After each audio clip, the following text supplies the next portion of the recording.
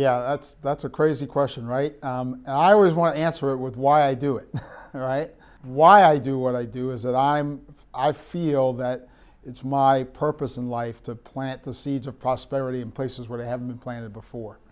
And I do that by engaging with early stage companies, training them how to operate from this mindset that we call conscious capitalism. And what I do is I run an accelerator and right now about to raise a venture capital fund to invest in those types of business. So the accelerator is called the Conscious Venture Lab.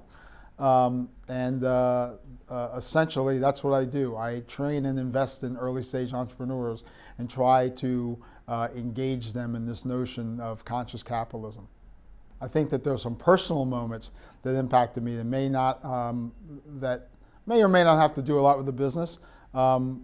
Two real personal moments that impacted me are when my grandparents passed away, not at the same time, but both of our companies, the Porter Group and the investment manager of the fund, are named after my grandparents. So they had a really tremendous impact on my life because they grew up in a time when it was really difficult to be an African American in this country. And the way that they were able to navigate all of that really had a profound impact on me, I think, growing up. But I think from a business standpoint, we were sort of talking earlier before we went on about the trajectory of my career. And I think that from a business standpoint, meeting Raj Sisodia, who was the author of Conscious Capitalism, was one of the things that sort of changed the way I started to think about the world. Things were happening for me. I'm an architect by training. I started an architectural firm in 1986. I ran that business for 20 years for lots of different reasons. Across that 20 years, that business morphed from a traditional architectural practice into a management consulting company. It had a lot to do with what was going on, what we were seeing in technology during that time. I've always been a sort of an amateur Churchill follower, and Winston Churchill once said, "First we create our buildings and then they create us." And he was talking about the House of Commons after the Blitzkrieg, but I used that, and me and my partners used that as a way to think about how we were practicing architecture early on, how we could use a physical environment for our corporate clients to help them inspire or enable behavior. As we sort of got deeper into thinking about that, we figured that it wasn't only the physical environment that did that, but the technological environment played a part in that, as did the cultural environment. So it's a really long story, but I'll make it short. We took those three things, redefined our definition of the environment, and we were working with corporate clients to sort of integrate the physical, the technological, and the cultural to help them inspire behavior within their organization. So that got us deep into thinking about strategy.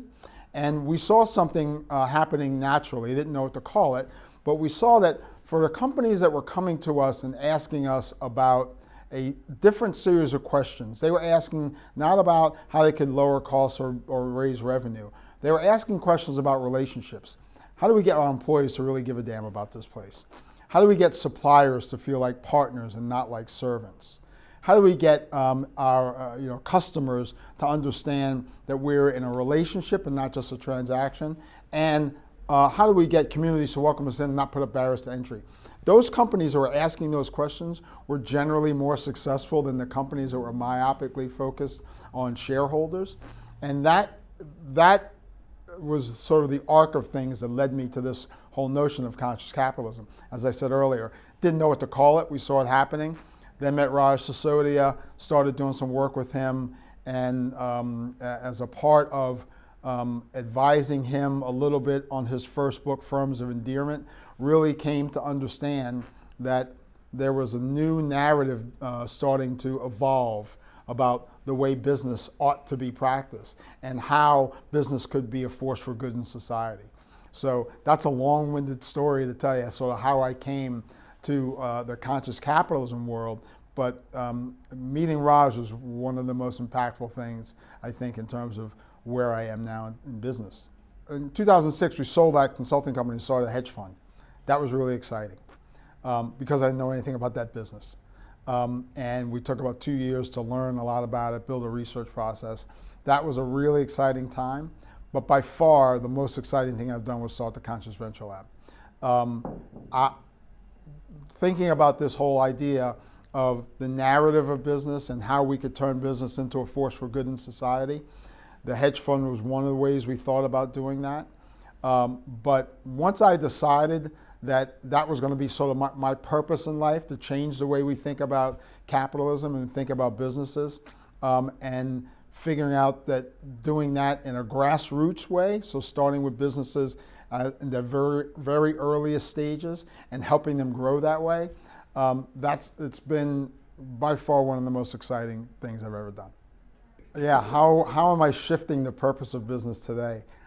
I think you're right. I think that everything that we do, everything that I do right now in business, that's our reason for existence, to try and shift the purpose of business. So how we're doing that is by identifying early stage companies and helping them understand how to operate this way on a day-to-day basis. What we find, especially among millennials, that lots of people get this, right?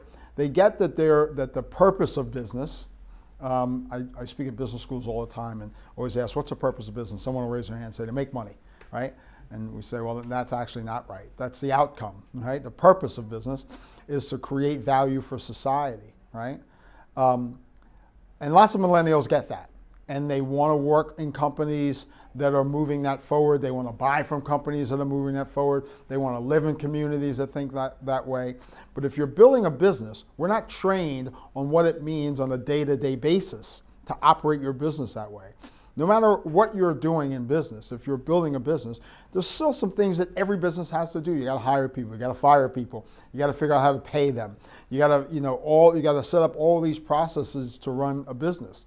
And I think that what we're really good at is showing entrepreneurs how to set those processes up, so that they align with this notion of changing or shifting the purpose of business, right?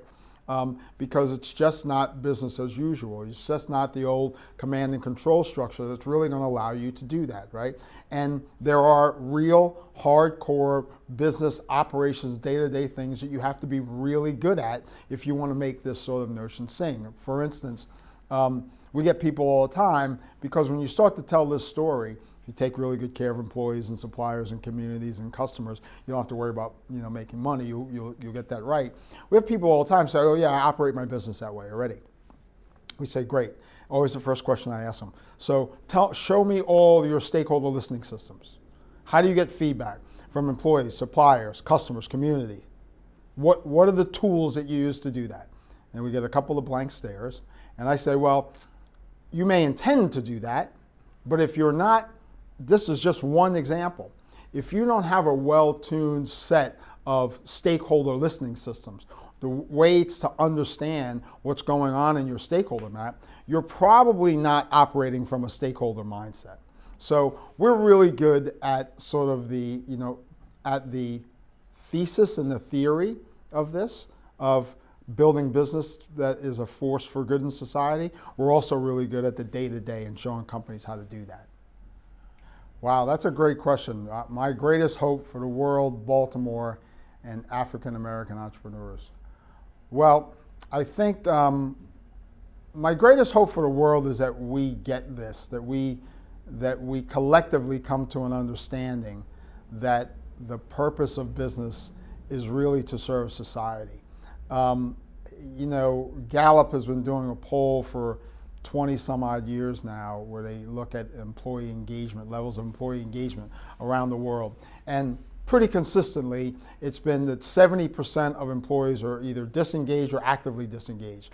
Disengaged means they just don't care. Actively disengaged means they're actually trying to sabotage the company. So part of, I know what Joe is aiming for, and I think it is part of what we're aiming for too, is imagine the type of society we could live in if we could flip those numbers. If only 30% of people were disengaged or actively disengaged, if 70% of us really got up in the morning excited about going to work and excited about the things that we were doing for each other and doing for society, not having to wait for the weekend to do our philanthropy or our give back, but actually feeling that our day-to-day job really mattered in the way that it was impacting society.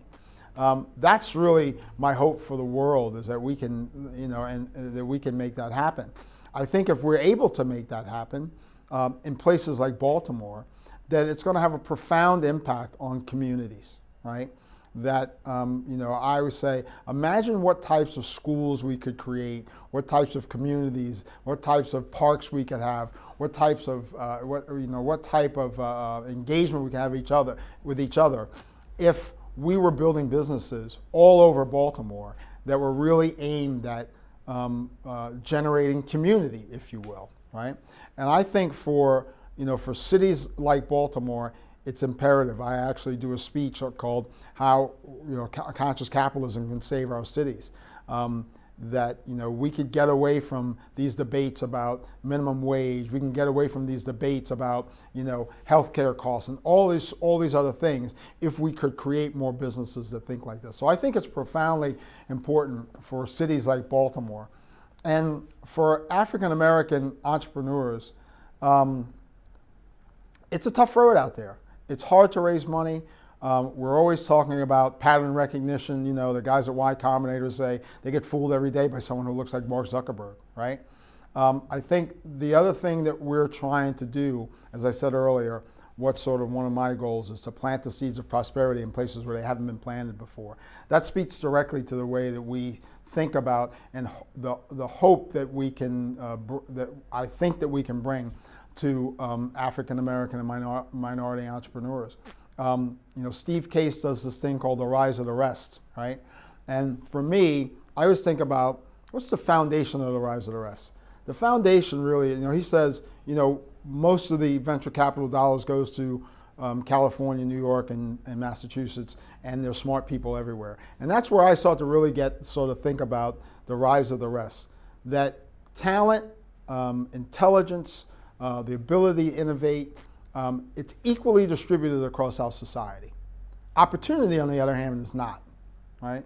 And what we're looking to do for Baltimore, for minority entrepreneurs, is spread some of that opportunity, right? So that's, I think that our ability to, sort of prime the pump so that we can spread some of the opportunity that is in other places in Baltimore and other cities along the East Coast to minority entrepreneurs in Baltimore and elsewhere. That's sort of my hope for that group as well.